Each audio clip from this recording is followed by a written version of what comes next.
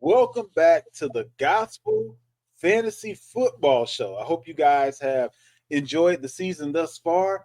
The playoffs are upon us. If you guys have been paying attention all year, I'm sure you have several leagues that you are going to be in the playoffs in as well. I'm going to kind of give you some tips and tricks, best practices, if you will, to make sure you come through with that championship. I am your host, the Fantasy Football Fiend. And as always, I have my guy, young Vander, the fantasy Nostradamus. Holla at the people. Let's What's make going on sure, out there? let's make sure that you guys join us on YouTube at the Gospel STP. Again, that's at the Gospel STP. And if you have not joined the Facebook group yet, make sure you do that. That's at the Gospel Sports Truth. Just click the little icon up there to search, and our group will pop up, the Gospel Sports Truth Facebook group. Let's go right ahead and hop into it. A little bit of news and notes. Some things have maybe put some people into a little bit of a whirlwind, kind of scrambling a little bit. We'll see what we can do to help out there. But the main part of this show is making sure for those of us that have done our due diligence all year, we can come out with that championship. Up first, let's go to our quarterbacks. Matthew Stafford gets in a full practice. Looks like he'll be able to go. He was dealing with the ankle injury. Trevor Lawrence out for the season due to the concussion that he received on last week. Some calling it a dirty hit, some calling it a late hit, some saying that he should have slid sooner. I really kind of feel like it's a little bit of all of that, to be honest with you. But Trevor Lawrence out for the season. First question for you, young Vander. If you're in a 2QB or Superflex league, what is your level of confidence in a Mac Jones?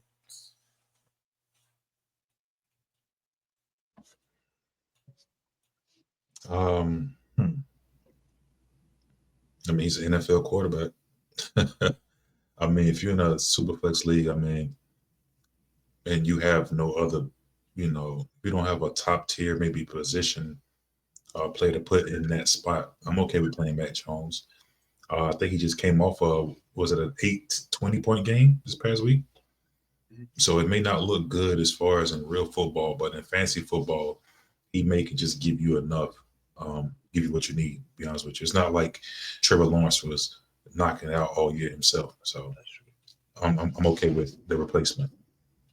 Do you feel the same way about Drew Lock? Because it looks like he's going to be the starting quarterback for the Giants this week versus it being Tommy DeVito.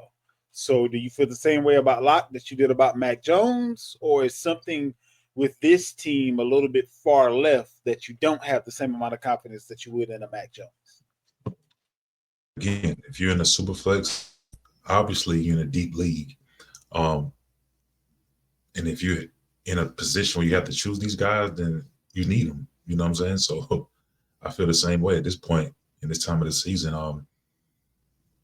Play them. I mean, because obviously you have no other ways, no other places to go. If you're considering these guys in that super flex spot, then obviously either during the year or injuries or whatever has happened, you haven't had that spot filled anyway. So yeah, I'm definitely okay with playing them. Bo Nix and Jameis Winston, they kind of had opposite games, also opposite results, but for fantasy, Winston ended up doing a little bit better for fantasy than Bo Nix. Bo Nix was 18 of 35, pass attempts, 294 yards, one touchdown, two interceptions, while rushing three times for only 4 yards in this past Monday's contest, a 41-32 win over Cleveland. Jameis Winston had a career high with passing totals in the loss, being 34 of 58 with 497 pass yards, four touchdowns, three interceptions, while adding three additional rushes for 11 yards in the loss. Again, 41-32. I'm assuming going into the playoffs, you kind of feel the same way about these two as the last two, or is this a distinct difference between fantasy and real football, to where these two guys, although they may be in the same or similar circles as far as real world football, they're dependable as far as fantasy is concerned. How are we Um, feeling about Bo Nix and Winston going into fantasy postseason? I like these guys a whole lot better.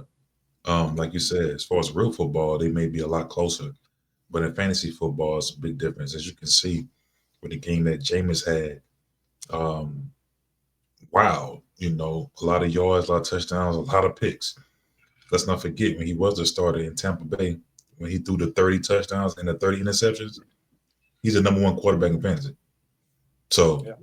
there you go. And that's in this past week, you got a clear example of that. I mean, he threw three picks, two of them was pick sixes, but he threw four touchdowns. So with Jameis, you take the good with the bad in real football, but in actual fantasy football, he definitely can fill it up because he's not afraid to sling it around. So I like these guys a whole lot better than the two before. But in real football, yeah, they're probably a lot closer to each other. Now, this is a guy that obviously, if you have him, you're going to be starting him. It is not the purpose of my question, but Josh Allen had a passing rushing and receiving touchdown. He completed only 13 of 17 passes, so there wasn't a whole lot of passes going on. It was 148 yards, two touchdowns, as far as passing was concerned. In Sunday's 35-10 win over the 49ers, he had three rushing attempts for 18 yards and a touchdown there, as well as a 7-yard receiving touchdown. So, my question about Josh Allen is, do we feel that he's kind of become weatherproof? And what I mean by that is, what we've seen in yesteryear is, when we get to this part of the season, you can have a guy that's been going off every week, but then due to inclement weather in Buffalo, kind of dials thing back a little bit.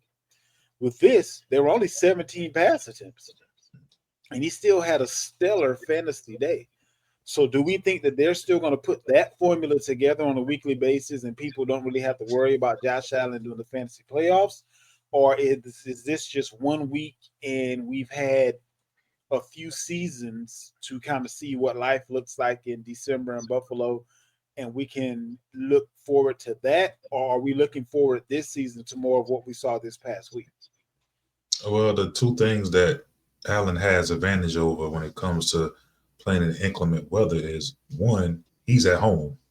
So the California boys like 49ers, they was there, they're not used to that. So he's used to the weather because his whole career's been there. And two, he's a running quarterback. So I think these two things he has as an advantage in this type of weather. So yeah, you should feel comfortable. It don't matter what weather they're playing in. I think he'll be fine. I think that type of weather hurts the other guys. I mean, we just seen the teams go to Green Bay struggle, and you see, we see what Tua looks like during this time of the year when he had to go up north. You know what I mean? But as far as Josh Allen is concerned, these are kind of advantages for him. And being that even though he doesn't pass the ball very well or have very many pass attempts in this type of weather, Right. he's a runner. His attempts will go up on the ground, so he'll make up that with the legs. A guy on the opposite end of the spectrum as far as performance has been concerned, Bryce Young had an effective performance. He completed 26 of 46 passes for 298 yards, one touchdown, no interceptions. Mhm. This is looking forward. I still feel like Young is one of those guys that if you have to start him, you have to start him. But if you have another option, I would go that direction. But this is more so looking at real world NFL, if you will.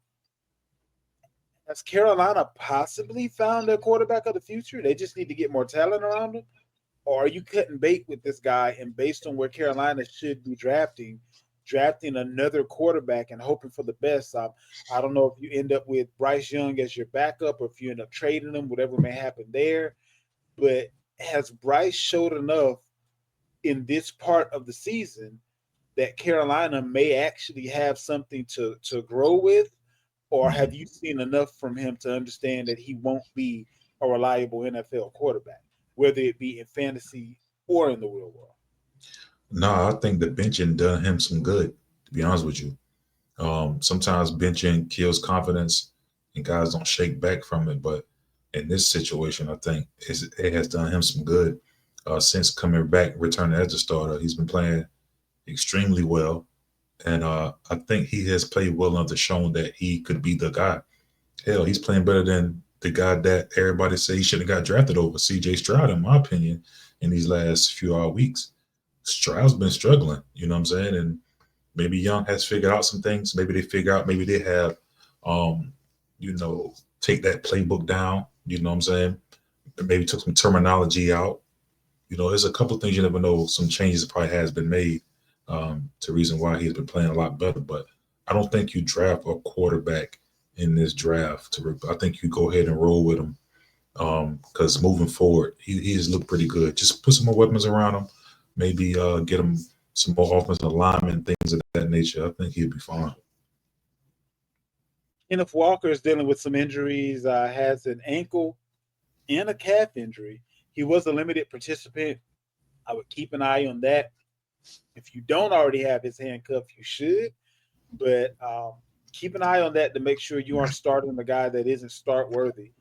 Zamir White, excuse me, still not practicing, dealing with a quad injury. Raheem Mostert limited on Wednesday, dealing with a hip injury. Brees Hall, the coach is optimistic despite no practice. He's dealing with a bit of a knee injury. That of all the running backs that I'm speaking to injuries on, the Brees Hall injury concerns me the most. Not that it's the worst injury, but that of all the running backs that we were just talking about, he's the most dependent on as far as fantasy is concerned. He was the one that was drafted the highest by leaps and bounds. Where's your confidence level as far as Brees Hall and as far as the Jets running back committee in general? Well, or not necessarily committee, but their tandem, if you will, looking at Allen being behind Hall. How are we feeling about them going into this part of the season where we thought they would be, I would say, in an advantageous position as far as the schedule is concerned? Or do you just not want to touch them in general now? Because sometimes when they've had an advantageous schedule, they still didn't put up fantasy numbers. How are we feeling about this team in general? And you, whether you're speaking on Brees Hall, whether you're speaking on Wilson, Adams, Rogers, what are we doing with the Jets? I think the safest plays um, is the running back. It depends on who's the starter is healthy. I mean, I think if you are a guy and you was playing sneaky in your league and you was holding that handcuff, hey, congratulations, you might have that lottery ticket because usually around this time of the year, when you're in the playoff mode, there's a lot of teams that starters are out and that guy really take over and win you leagues. We've seen it right now. We speak about it in a minute with the San Francisco 49ers, right? So the guys that was able to grab the rookie, uh, Garindo, you know what I mean, guys like that. These could be late. Bucky Irvin, another one, wasn't a starter, but now he's turned it on late. Can very be a league winner. So I think for guys like Allen, even the Charbonnet, you know, I think that as far as the Jets go, the safest plays are the is the at the running back position.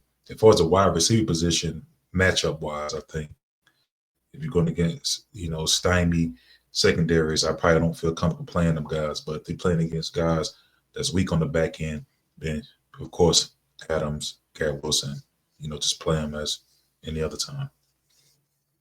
You brought up the 49ers, so let's go there next. It looks like, well, actually, let me ask, based on the news that you've seen and the injury that was suffered, do you feel that CMC and Jordan Mason are done for the year? Absolutely. Okay. Now, with that being said, Well, I the put it like this: done for the fantasy year for sure. But as okay, far as gotcha. real football, then I think Mason's maybe on a 4-week IR. maybe he can return if they was able to make the playoffs somehow. But I think as far as the fantasy um, season, I definitely recommend having Garendo. He's a guy I've been having anyway, in leagues. But and if you're in a deeper league, also I will be fine with signing Patrick Taylor, because Garendo as well. Maybe he could. We haven't seen him with a full complement, so we don't know if he can hold a load. And if he goes down, then it's going to be the next man up as well. So if you're listening and you haven't, I'm pretty sure he's probably the number one waiver guy this week. But if you're in deeper leagues, be okay with getting a guy like Patrick Taylor as well, because we still have weeks left and he could probably pay dividends going into your championship game as a great flex player. That actually, I'm I'm assuming it answers my next question. Mhm. Are you higher on Patrick Taylor Jr., who is coming off of the practice squad of the 49ers, or are you higher on the guy that they just brought in off of waivers, Israel Abinaconda from the Jets? Do you think that Taylor will end up being higher than him in that hierarchy? Yeah, as of right now, yeah. As far as the future, that it may change, but as far as right now, he's the guy that has some familiarity with his offense. He's had real NFL carries in his offense on that team. So, yeah, I'm gonna go with Patrick Taylor in front of a guy like Izzy, who probably can. That's maybe more of a future play, of that nature. But Austin Eckler is dealing with concussion symptoms and he has been placed on IR. That pretty much does it for his fantasy season, if you will. So let me ask the opposite end of this question. Do we think that that puts Brian Robinson in an advantageous position, who's been dealing with injuries throughout the year himself? Or would you try to be a little sneaky and maybe go after a Jeremy McNichols, who it may be his entire backfield before it's all said and done, if Brian Robinson is to go down again? And he's had injuries throughout the year, but has been able to kind of come back from it. But how are we feeling about the Washington backfield? And if obviously you probably can't trade for Robinson at this point, if McNichols is available for free, do you go after him or do you go a different direction in general if Robinson is no longer available? well, for me, the different direction would be over McNichols. I rather have Chris Rodriguez Jr. It seems like Okay. he's a guy. He got a good bit of carries this past week, played well, and I really think he's going to leapfrog uh, Mc, McNichols, right? McNichols. Okay. I think he's going to be a person that leapfrogs him if Brian Robinson was to go down again, or Austin Eckler takes a few more weeks to get his head together. In my opinion, I think Chris Rodriguez Jr. is the guy to own in that backfield over a guy like McNichols right now. How do you feel about Sincere McCormick, which is the Raiders backup to the backup to the backup running back? But he ended up getting some run this past weekend because the two starters have been out for multiple weeks, and it doesn't seem like the types of injuries that are just going to go away. When you're talking about a quad and an ankle, a lot of times just one wrong move can kind of make that flare back up. McCormick was the number two running back behind Amir Abdullah for the last couple of contests. He carried the ball 17 times for 97 yards, averaging somewhere in the neighborhood of 5.7 yards per carry. He also got two catches, only for 1 yard. So we know Madison is still the guy as far as the passing game is concerned. But are we just steering clear of this backfield at this point, or is McCormick one of those guys that could end up being playoff gold? I think he has played himself to more opportunity. Um, Again, he's somebody I would maybe get in a deeper league, maybe in a dynasty league, hold and wait. I don't feel comfortable starting him right now, but I think he's played himself to more touches and more opportunity.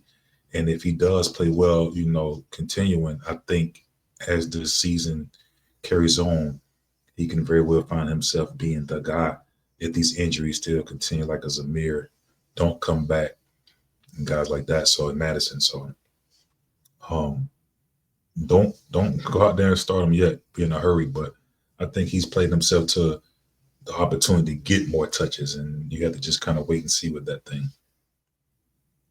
Now, this one I think will bring a little bit of a smile to your face or a little bit of confusion because all off season, your guy was Jaleel McLaughlin, Denver running back. Mm-hmm. Here's the thing: he rushed 14 times for 84 yards. He only had 2 targets, caught one of them, but he had 10 more carries than any teammate in Monday night's primetime matchup. So, do we feel like it's moving in his direction? Is this just a hot hand situation and you don't want to come up short as far as the playoffs are concerned? So stay away from all Denver running backs unless you have to start one, or do you kind of feel like the sway is heading towards McLaughlin's direction at this point? Nah, Sean Payton is he's like Belichick at this moment. You don't Okay, know who the guy going okay. to be. We've seen Javonta had 2 tubs a couple weeks ago. Good game comeback, and maybe a Stemi or whatever. Aldrich, he has more carries. The next game, it's like it's all over the place. So I wouldn't trust this backfield as of right now for to one guy unless an injury happens, and then it's going to be process of elimination at that point. But right now, you can't trust any of these guys. I can't even trust the game that McLaughlin had because next week he'll get 2 carries. You know what I mean? So I The would just way leave you it frame alone. that, it's perfect. It's looking real Bill Belichickian right now. Right. Like with the Patriots, how anyone that knows anything about fantasy would have told you stay away from that backfield. That's kind of how I'm feeling about Denver right now. Moving on over to wide receivers, DK Metcalf still bothered by shoulder injury. Now Metcalf was limited in Wednesday's practice due to that shoulder injury, and he was absent for about 2 plays this past Sunday with the Jets due to a knee injury. So he kind of added another issue to what was already ailing him. How are we feeling about the passing slash catching of Seattle going into the playoffs, whether it be the wide receivers or Geno Smith as the quarterback? And does that kind of revolve around DK? Is it a DK is close to healthy or bust, or they'll be just fine without him based on JSN kind of as I told you guys in the offseason, I had a good feeling about him making kind of his come up, if you will, this season. He's been able to do that. How are we feeling about this team going forward as far as playoff matchups and things of that nature are concerned? I would have to look at the playoff schedule, but as of right now, I mean JSN is the guy, in my opinion, and it seems like he's really, came into that target share as the season went on. So even if Metcalf is present, I like JSN. Actually moving forward. As far as Geno's goes, I mean, you know what you're gonna get with him. It's the same old same.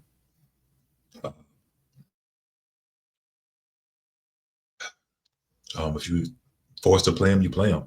I mean, there's really not much can be said there. But as far as the skill positions on this team, I mean, JSN seems like he's the one that's pretty much in the forefront at this point, even over Metcalf. Devonta Smith gets a full practice in. He was dealing with a hamstring injury. Is it a start him if you got him, or do you need to see a week? Obviously, for most people, week 14 will be the week that determines the playoffs Yeah, if you aren't in already. How are you feeling about Devonta Smith? start him if you got him. If he plays, you play him. I mean, don't wait and see anything. If he says he's healthy, then you need to fire him up as such. Tariq Hill set out Wednesday's practice, and he's dealing with that wrist injury that may require surgery on the back end, and also just kind of like a veteran's rest preference kind of a day as well involved in there as well. Obviously, if you have Hill and he plays, you have to play him. But scale on 1 to 10, what is your level of confidence as far as Hill is concerned? I mean, he kind of got you by the kahunas. You know what I'm saying? You kind of forced to play the guy based on who he is. I hear about this wrist, but what about your legs? Is your leg straight? Because I haven't really seen that burst of separation that we've been seeing his whole career, right? That has nothing to do with your wrist. I get it. Your wrist hurt. Cool. Drop a pass or two. But what about the separation from players when he does catch the ball, excelling? You haven't really seen it this year from him. I think he's another step closer to getting out of here. Just had an 11th child, so you never know what that may bring. He just had a cryptic message that he posted on IG, so I think he's kind of closer to the end right now than actually playing. So I mean, you forced to play him because of who he is and where you drafted him at. But I You may think, be forced to play him in fantasy based on who he is. He may be forced to play in the NFL because of what he's done. You got 11 kids, yeah, like, bro, child support court don't care about how good your wrist feel or not. You got to put out that check every month. Like 11, yeah, man. bro, like he's not even keeping a third of his money right now. You got to think about it between taxes, your agent, just your health in general, the amount of money that you have to put into maintaining your athleticism and all of that kind of good stuff. Uh, your lifestyle, the lifestyle of, I want to say, 9 other kids outside of the ones that are in the household that you're currently in. He may end up in an Adrian Peterson type situation that, as long as somebody willing to give him a check, he Mm. might just be in there. But yeah, congratulations on your 11th kid. I got 4 and don't have a fourth of the money that he got. So it ain't the 11 kids that's bothering me. If I can afford 4, you can afford 11. But I just don't.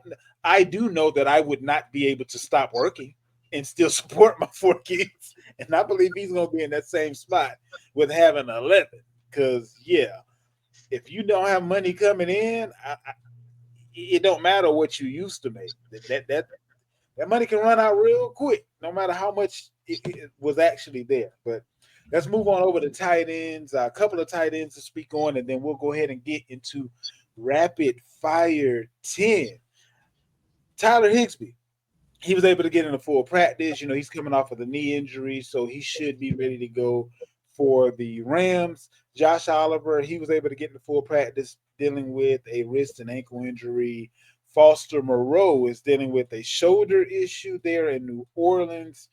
Jawan Johnson is also in New Orleans dealing with a foot issue. Dallas Goedert, this is one of the tight ends that people were depending on. Then he got hurt, so he may have been booted off of teams, or he may have just been in your IR spot or sitting chilling on your bench. But he was absent from practice on Wednesday, still dealing with that knee injury.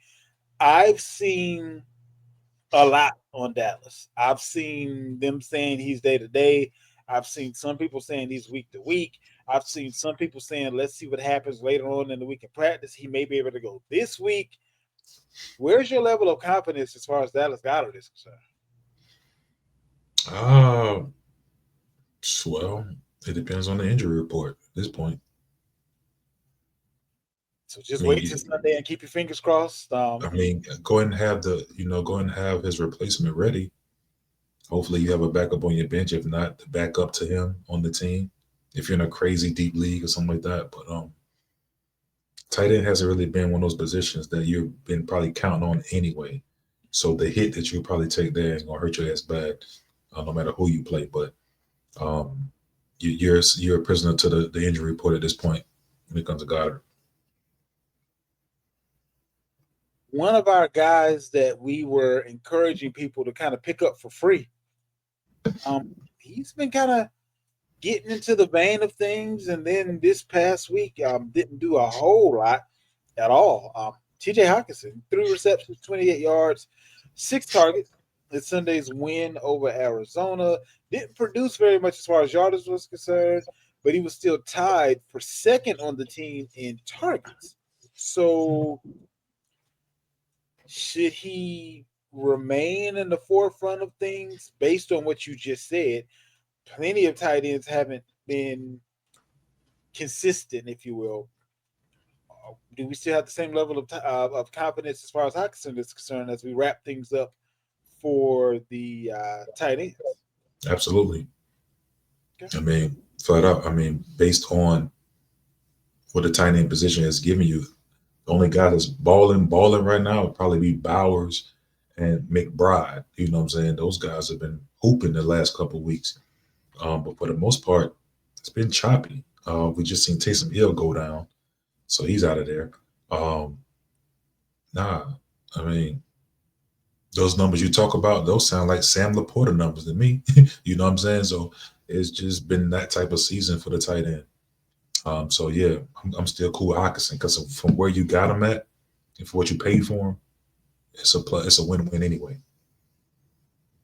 Makes sense. Makes sense. That wraps up the news and notes. We are going to go ahead and get into rapid fire 10 quick questions, 10 quick Quick answers answer. Let's of get right who should you to it. start. All right, right into it, man. We got Mac Jones or Drew Lock. Um, I guess I'll stay in the flames with Mac Jones. At least he's shown that he can do it. He does have quite a bit of talent out there if he can just put it to good use. So I'll go with Mac Jones. All right, cool. We got Jameis Winston or Geno Smith. I honestly think that if he can avoid the interceptions, Jameson should outscore Gino. We got Tyrone Tracy or Kenneth Walker. Give me Tracy. He seems to be more healthy. Okay. We got Isaac Garendo or Aaron Jones. Give me Isaac. If I can get a healthy member of the 49ers backfield, and especially because they tend to not break things up, whoever the guy is, he's going to get the lion's share of the carries, and then the next guy will be literally the backup guy no matter what. So give me the guy that's going to get the most opportunities. And we got Isaac Garendo once again or Brees Hall.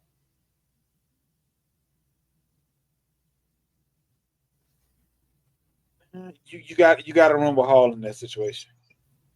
Mm. All right. We got Darnell Mooney or Marvin Harrison Jr.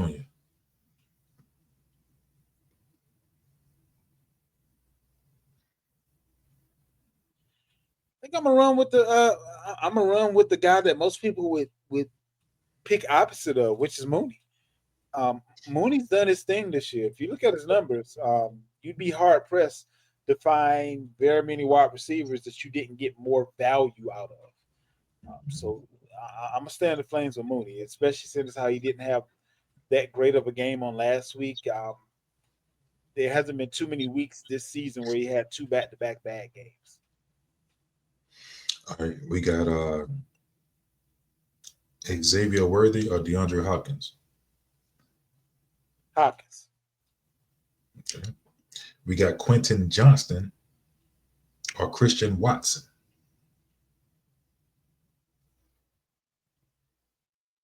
They're kind of two peas in the same pot, but give me Watson.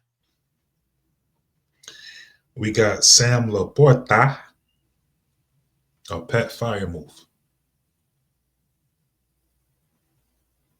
Give me Sam. Okay. We got the backup tight end. People spoke of Grant Calcaterra or Noah Gray. Noah Gray. And I'll add to that, if you can get Noah Gray in Dynasty, I might try to go ahead and pick him up for a ham sandwich. I don't believe Kelsey got. I don't think he's gonna be a ham sandwich right now. I don't think he's a ham sandwich at this point. I think you waited too long. He was a ham sandwich a couple weeks ago. Now he's some brisket. You know what I'm saying? He's a little bit. It's a little bit more now. It's not quite maybe steak, but he's a nice I tell you brisket. this much, he's going to be cheaper now than what he will be come the off season or Yeah. next season when Kelsey is no longer there. And it could be that Kelsey says he's done after this. I honestly believe that either way, if they get the three-peat, he got nothing left to prove. If they don't get the three-peat, he ain't got an opportunity to get a three-peat. So now I can go ahead and sell off into the sunset anyway. Well, I really, because all the talk previous was he and his brother would retire the same year. The only thing that I really believe made him come back is the fact that he would have had the opportunity to do something that nobody else has done before, which is three-peat in the NFL. So I can that's agree why with I'm that. about that. No, I actually maybe after this show, I'm going to put some bids in, but the way I would do it, once y'all listeners hear this, do it as a disguise.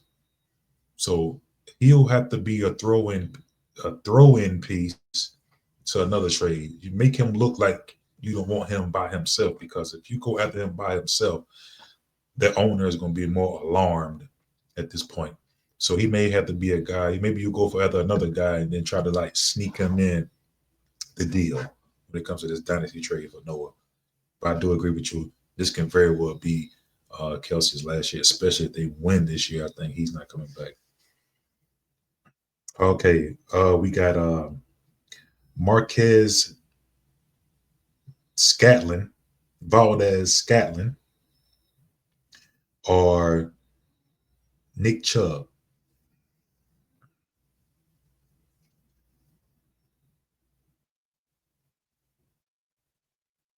If in all likelihood I'm going to win, I'm going Nick Chubb.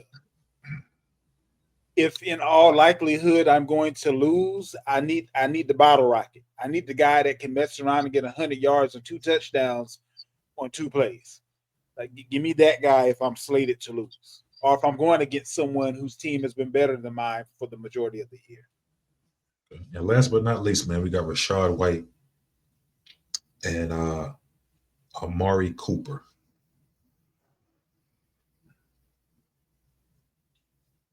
Um,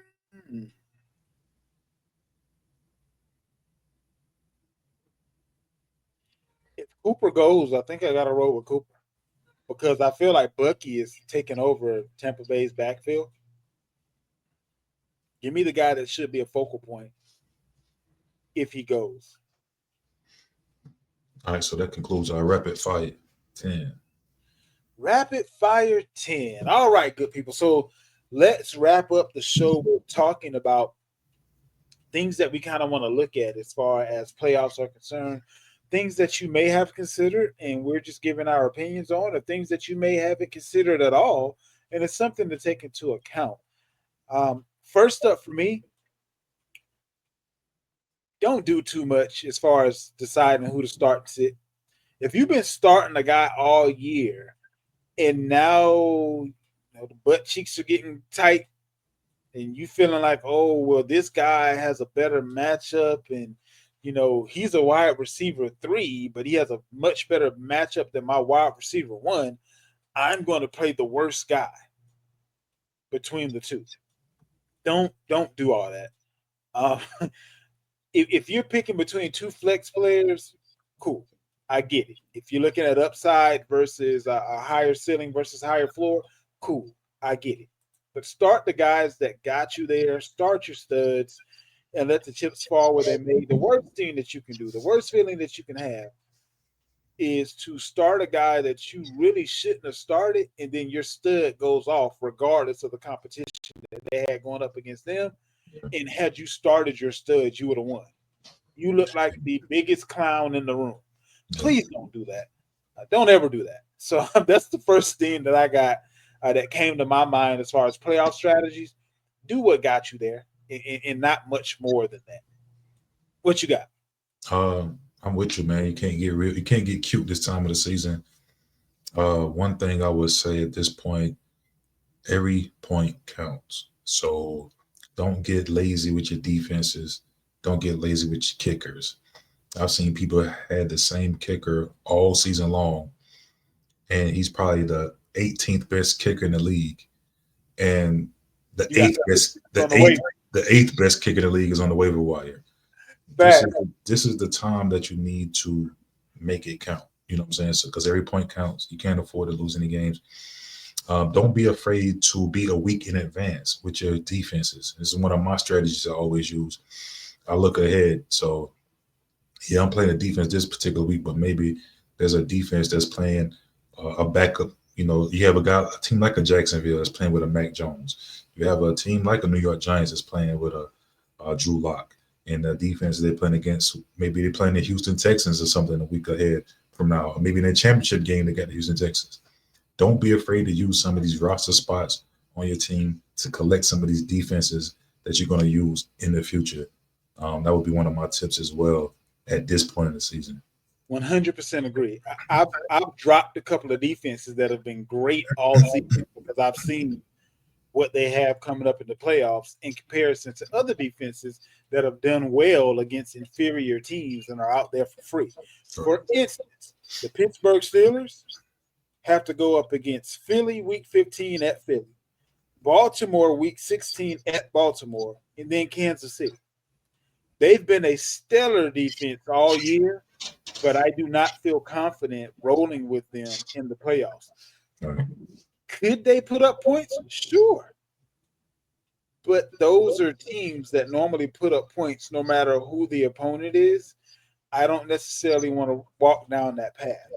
In contrast, you have guys like, let's say, Indianapolis, who has been kind of middle of the road, but this is one of those times where I wouldn't mind having two defenses. Playoffs start week 15. Who has a great matchup week 15? Go with that guy. But nobody has a better matchup than Indy in week 16, which is going up against Tennessee. And not too many teams have a better matchup in week 17, which is them going up against the Giants. So they're a team that I would not have leaned on throughout the year, the same way you were talking about that kicker. Right. But when the rubber meets the road and now we're at the end of the year, and now both of those teams, here's the other thing. I need you to listen up close. When these games come along, both of those teams, from the coaching and GM perspective, are already looking at the draft. If I win this game, I lose in the draft, and there's nothing that I gain by winning this game. I know the players don't look at that, but who's actually going to be starting, or who gets put in the game? Coaches and GMs can make it as such that they don't lose more by gaining a win in those last couple of weeks, because there is no path to the playoffs for either of those teams. So just throwing that out there. Pay attention to your injuries. Pay attention to certain trends that you may see at the end of fantasy years, such as there's certain teams, certain quarterbacks that may be stout all year, but then when that weather rears its ugly head, they tend to dip a little bit as far as fantasy is concerned at the end of the year, even if the win total doesn't necessarily dip. A lot of times, teams may pick a different path to victory when that weather starts to act up. So, injuries, weather trends, things of that nature. Guys that have been attempting to play through injury, this may be the time of the season where they say, well, it depends on the team. It may be one or two directions. There's nothing I can do to get us to the playoffs, so I'm not going to play through it. Or we have a legit chance at doing something in the playoffs. Right. So I'm not going to play these next couple of games so I can be ready for the playoffs. Pay attention to all of that good stuff as it goes by. Anything on that, Vander? Oh no, I agree with you totally. I'm gonna add something as well, and we've seen it a couple weeks in a row. Pay attention to your weather report. If they're saying it's gonna be a blizzard, don't roll with your star wide receiver out there. Try to find another option. because we've seen what that could do. I mean, look at this past game in Buffalo. The running backs do well in snow games because of the footing they're running. People, you see, I mean, had very vanilla style runs, offenses, and they were breaking 60-yard runs of just regular, just degular plays. So running backs do well in this kind of weather, but as far as receivers, we've seen George Pickens, we've seen some of the Cleveland Browns struggle guys in that game, and then you see in this game as well, the Debo Samuels and certain players not going to perform well. So pay attention to that weather, man. If it's a blizzard out there, then you might not. If you're trying to decide between two quarterbacks, you probably can figure out which one you should be playing, as well as the wide receiver. I think those two positions are struggle the most in those kind of games. Um, so the weather is very important, along with the injury report, and also trust the system. You spoke on it earlier. We talked about Isaac Garendo. This is a guy that could be a league winner, and I got him, and I'm ready to deploy him. You know what I'm saying, especially in that flex position, because I'm trusting the offense. I'm trusting Shanahan. I know what he does. Whoever the running back is, it could be Jones, it could be Willie Jones, and he gonna have 100 yards rushing. You know what I'm saying? So trust the system in this Who was position. Jordan Mason before he was Jordan Mason? Like, I mean, like this happens almost every year with the 49ers. Just some dude, just some random dude. And the next thing you know, he's a weekly starter until the starter's back. Like, I don't care who the backup is. The thing is, Shanahan can identify the running backs that have the skill set that works for his offense.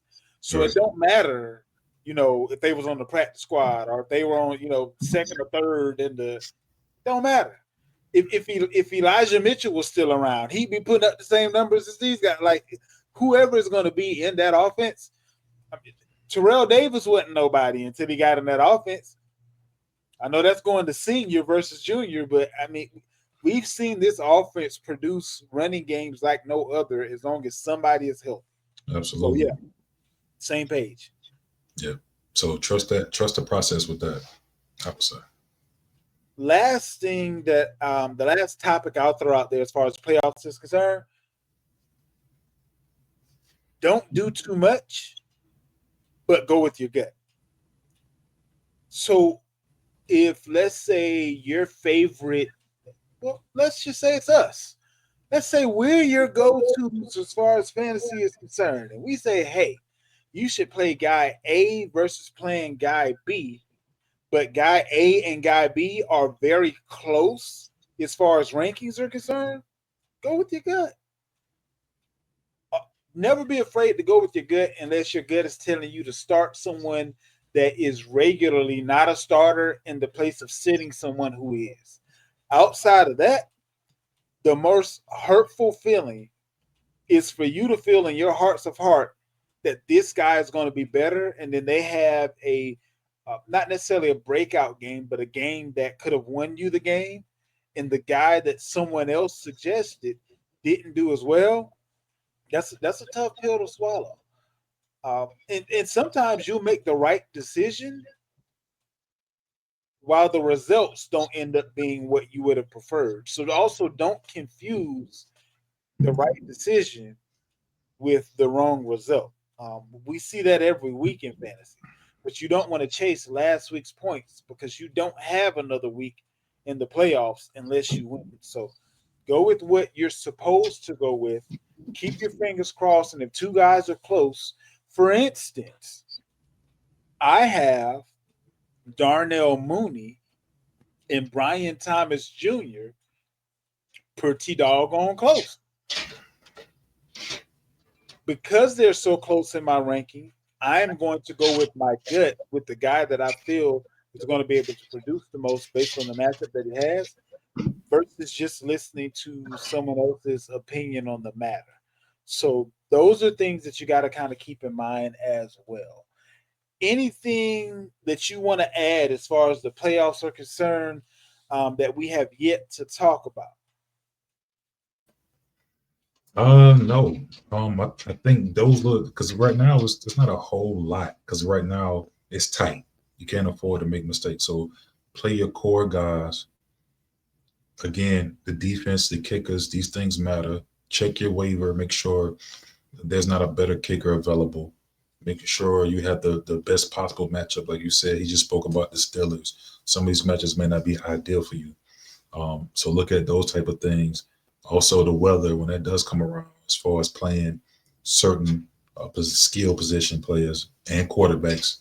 If you have interchangeable guys, now if you're stuck and you just have to roll with Brock Purdy, then damn it, you just die with Brock Purdy, right?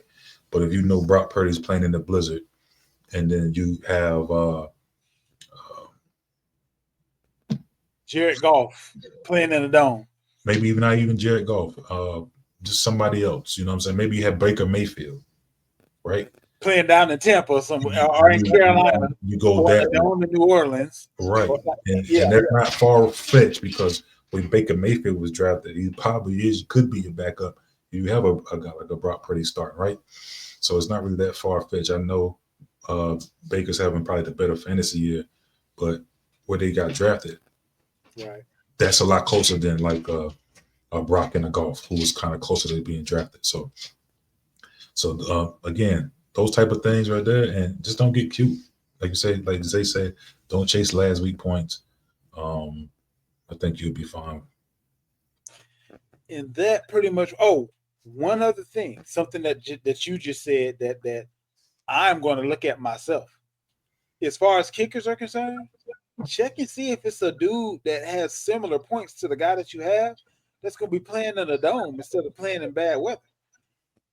That matters. It may be 140-yard kick that puts 4 points up on the board for you.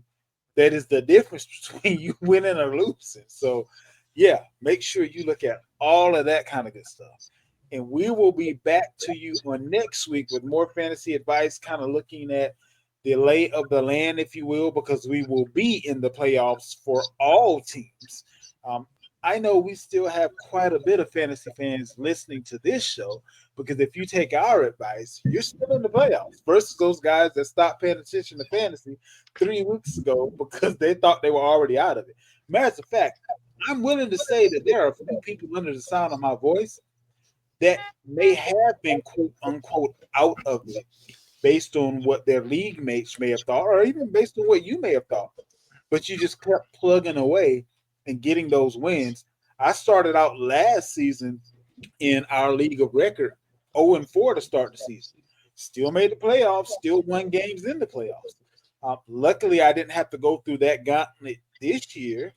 But never give up. I mean, until they won't allow you to set a lineup, keep playing. That's how I look at it because somebody's going to get lazy. And some of the pickups that we're telling you to kind of look out for right now can be the difference between you moving on a week or between you calling it a day or calling it a year as far as redraft is concerned. We will talk to you in the next couple of weeks as far as dynasty moves to make. This may be the time to go ahead and start putting those guys out there that may only have a year or two left. Maybe you can go ahead and get a first round pick from somebody that's trying to win the championship right now in Dynasty that has a need for a wide receiver, and you want to try to move on from Tyreek Hill. Maybe they're willing to take that risk and think that they may be able to get one of his up games. You get a first round, or a back end first round, or early second round plus something else for him. We'll kind of talk about that kind of good stuff in the weeks to come. But for this evening, it pretty much wraps it up. And remember, good people, always tell the truth and nothing but the truth. We out.